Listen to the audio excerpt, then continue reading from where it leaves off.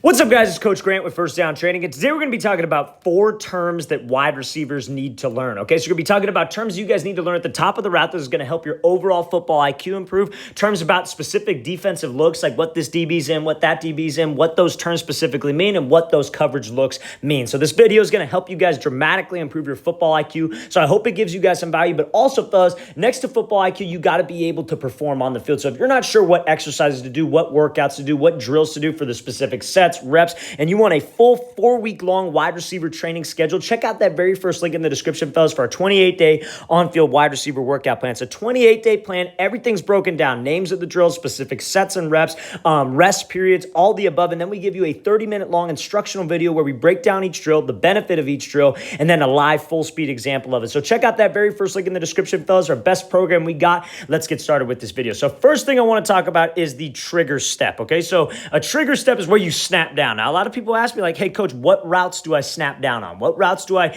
And the trigger step, by the way, is this right here. This step that gets you in and that drops your hips, okay? So number one term that wide receivers need to know is a trigger step. So a trigger step is, again, some people call it snapping down. Some people call it a violent drop. I like to call it a violent drop as well. But the trigger step is something that you use on any kind of route. Like, so this is like a slant out route where you blaze the out portion of it, right? So what do I mean by blaze? That's where you get out in like 3 steps or like 3 to 5, where you snap down, you pivot with the second step, then you drive off the third step right here. So you would want to use this trigger step on a curl route, a comeback route. Sometimes you could use it on a dig, but other times on a dig, you could go straight off a speed cut.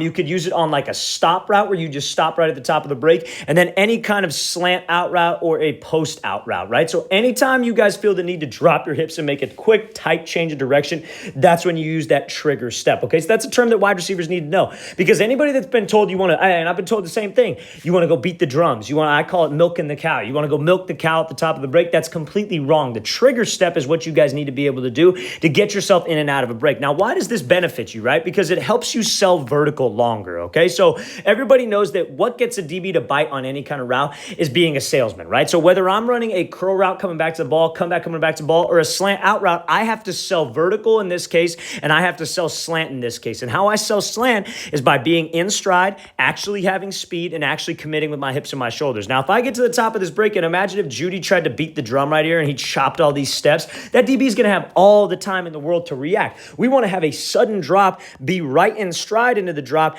and has speed into it. Because when I can have that sudden drop, that trigger step helps your hips get low. And when your hips get low, that allows you to stop, right? So it's no different than you guys have probably seen it. You had probably done this before, whether you're in your house, you're running from a sibling, and you got like a wall right here, and you're trying to turn down a hallway, and you kind of skid across the floor, then you go. If you would get low with your hips, you'd be able to make a tighter turn. But so many people skid around when they're making a tight turn because they're nice up and tall. So that trigger step is a great way for you to actually get low, have a violent drop of your hips so you could change direction, but also so you could create some explosion, right? So the trigger step is great because when you drop your hips violently, you're in a position where you're low. You're in a good pad level. So now you could really be powerful with your steps and create some energy. Because again, the trigger step will get you separation, but how low, you don't want to be anywhere below, like slightly below parallel is about as low as I want you to get. You don't want to be any lower than that because you won't be able to move, but you don't want to be any higher than parallel with your hips. But when you drop down like that, being in that low position, think of it like a 40-yard dash. When you run a 40-yard dash, you don't stand straight up. You create energy for that first 10 yards. They call it a drive phase.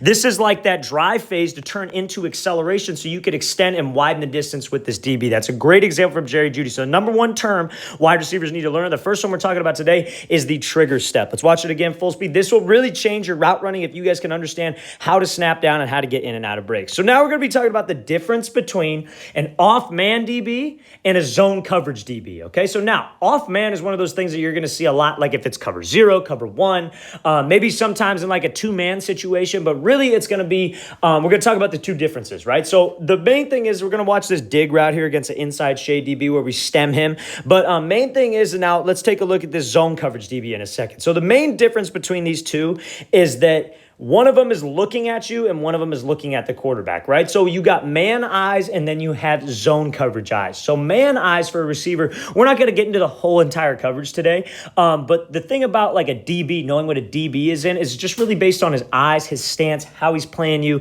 And then overall knowing the coverage certainly helps, right? But when he's got his eyes on you, that's a great example of knowing that, okay, it's probably man coverage. And usually a lot of the times when they're in man coverage, they're probably inside shade. Now, there can be times where they're outside shade and they're in off man coverage. They're about 7 to 8 yards off, but their eyes are on you. But that usually means that they have safety help. So that's like what I was talking about, where there's like safeties to the inside, maybe two of them, like it's two-man concept, and he'd be outside shade, but it's still kind of man. He's trying to force you to the inside. But usually when it's straight up man, off man coverage, inside shade, eyes are on you, watching your hips. So as a receiver, how I can understand that, how I can beat that is, okay, if I see that, I know that if I got an inside breaking route, let's say he's inside shade and I have an inside breaking route, I want to attack the outside because that's where he wants me to go. He's going to be over anxious to jump there, but I want to make sure that I stem him.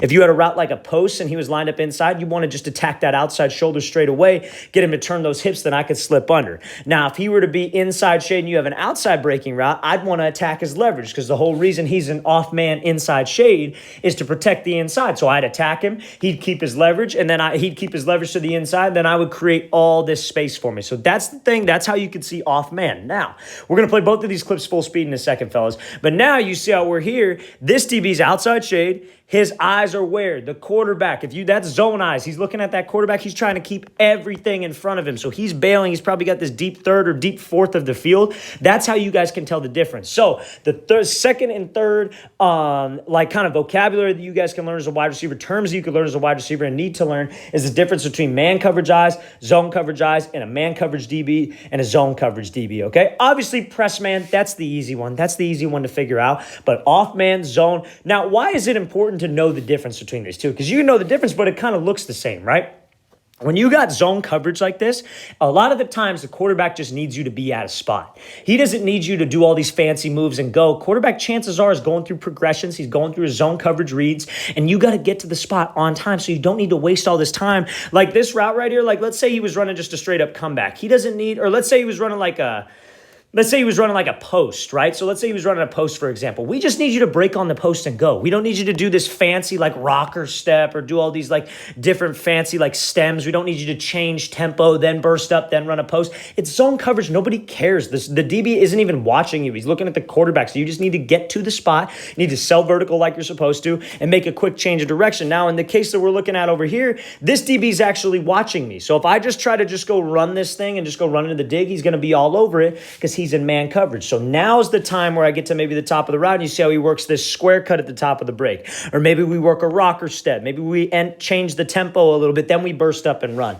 So that's the reason why it's important to know the difference between man eyes and zone eyes, because you can structure your routes accordingly based off of that. Let's watch this thing full speed one more time on both clips. So great example of attacking off man inside shade, and then great example of how you guys can beat zone coverage. And this is obviously a come back and go route. Great zone coverage beater as well, because that really gets that DB to bite, okay? So the last term that wide receivers need to know is restacking. So you guys have probably heard me talk about that. This is probably review for a lot of you, right? But the main thing about restacking is we want to try to do this no matter what, right? So this is a corner route from the outside, right? So he's on the numbers. So this is kind of like a stem corner, right? So where like you guys have all probably played Madden before, where you see that like corner strike play and they take the inside stem, push up vertical, then break to the outside. Now, when we get this against press coverage, obviously, what are we not going to do? We're not going to just take the outside release, especially if he's outside shade. So restacking, I'll play it full speed, excuse me. So he takes the inside, does a great job to restack, then he gets back over the top and throws a rocker step, right? So that's the key here. Let's talk about this. So what could he have done? He could have just kept running to the inside, rounded this thing off, and then broke it back to the corner. But this TV's outside shade, right? So I got to always work, no matter what the situation is. Let's take the logistics out of the play. Let's take the fact out that he's outside shade and that he has to take an inside release so he can really give the quarterback space to make this throw. But let's say he's from the hash, right? Let's say he's from the hash or from the slot, right? And he's got to run a corner and this DB's outside shade. You should be doing the best you can to restack, right? Because when you can restack, where's this DB going to be? He's going to be on your back hip. And when I could get him trailing my back hip, I could pretty much do whatever I want with him. Again, man coverage is when you use all those specific moves, that rocker step, square cut, heavy indicator cut. When it's against zone, you just go, right? When it's against zone, if this guy's way off and he's way off here, you still stem him to the inside, you push a vertical, and you're probably going to break this thing underneath him rather than over the top of him if this were the case on this route. But when I can restack and I get him to watch my back hip, I could give him just this 1-2 and really throw with my upper half. He's watching my hips, so if I sell and really throw my upper body in the opposite direction, that's what can get that DB to jump. And when I can get that DB to jump, you see the amount of separation I'm able to create. So no matter what the situation is, when it's man coverage, we always got to work to restack. We got to have a plan if it doesn't work, right? If this DB plays it well, he's over the top, and he's like, let's say, let me rewind it real quick. Let's say it's this situation and this DB's right here instead of right here. I would probably break this thing off and I would throw him by. I'd swat him by at the back of his hip, back of his shoulder. I just got to make sure I have a plan. But the fourth tip, wide receiver need to know, the fourth term, is going to be restacking. Let's watch it full speed again.